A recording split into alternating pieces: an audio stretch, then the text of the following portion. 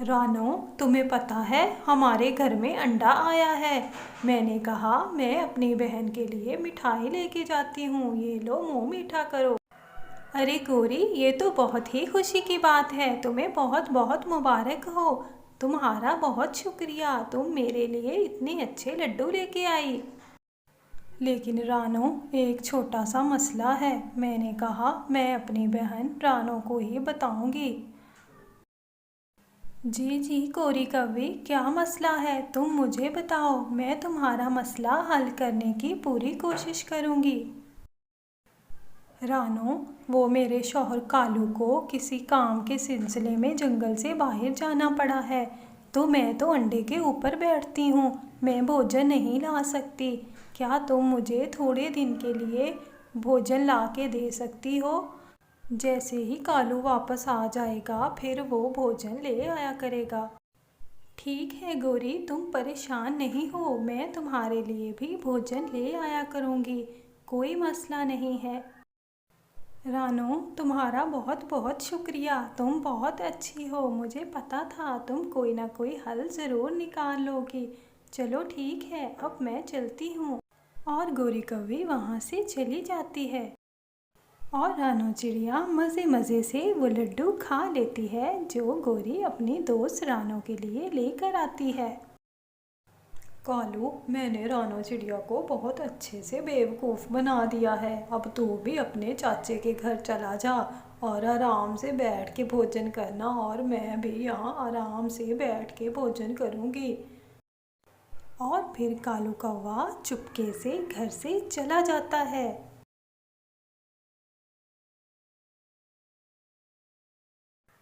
रानो, आज तो तुम सुबह से भोजन ही इकट्ठा कर रही हो, तुमने इतने भोजन का आखिर करना क्या है?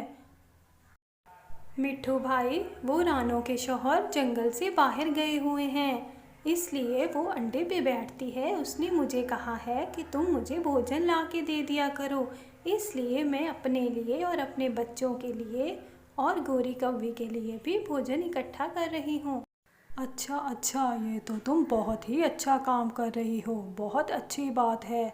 जाओ ले जाओ गौरी कव्वी के लिए भोजन। गौरी, मैं तुम्हारे लिए भोजन ले आई हूँ, माफ़ी चाहती हूँ, मुझे थोड़ी सी देर हो गई। चलो अब आराम से तुम अपना भोजन कर लो। खा के बताओ कैसा है। रानो चिड़िया, तुम्हारा बहुत बहुत शुक्रिया, तुम बहुत अच्छी हो। मियाँ मिट्ठू फल खाने के लिए एक पेड़ पे बैठा होता है, तो उसके जहन में आती है कि क्यों ना मैं गौरी कव्वी के लिए भी भोजन ले जाऊं। ऐसा करता हूँ, गौरी कव्वी के लिए भी एक सेब ले जाता हूँ, वो भी खा लेगी इसे। गौरी, मैं तुम्हारे लिए सेब लेके आया हूँ, तुम खाओ, मैं चलता हूँ। और गौरी कव्वी मज़े मज़े से वो सेब खाने लग जाती है, उसे बहुत अच्छा लगता है। रानो चिड़िया, ये तुम हर रोज़ गौरी कव्वी के लिए भोजन लेके जाती हो और वो आराम से मज़े मज़े से खाती रहती है। मुझे तो दाल में कुछ काला लग रहा है। कौवों के अंडों से इतने दिनों में बच्चे निकल आते हैं, और एक इसका अंडा है कि बच्चा निकलने का नाम ही नहीं ले रहा। कबूतर भाई, कहे तो आप ठीक रहे हैं, मैंने तो ये सोचा ही नहीं। दिन तो काफ़ी हो गए हैं, अभी तक गौरी कव्वी के अंडे से बच्चा तो निकल आना चाहिए था। मैं आज जाती हूँ भोजन देने के लिए, तो मैं बात करती हूँ गौरी कव्वे से। गौरी, आज कबूतर कह रहा था कि कौवों के अंडों से इतने दिनों में बच्चे निकल आते हैं, कहीं गौरी का अंडा खराब तो नहीं हो गया, जो बच्चा तो निकल ही नहीं रहा। वो कबूतर है, उसे क्या पता कितने दिन में अंडे से बच्चा निकलेगा। उसे बोलो अपने काम से काम रखे, ये उसका काम नहीं है कि कितने दिनों में बच्चा निकलेगा, इससे उसे कोई मतलब नहीं होना चाहिए। बेवकूफ़ कबूतर कहीं का। ऐसे ही दिन गुजरते रहते हैं और गौरी कव्वी आराम से बैठ के भोजन खाती रहती है। फिर एक दिन सब पंछी गौरी के घर आ जाते हैं।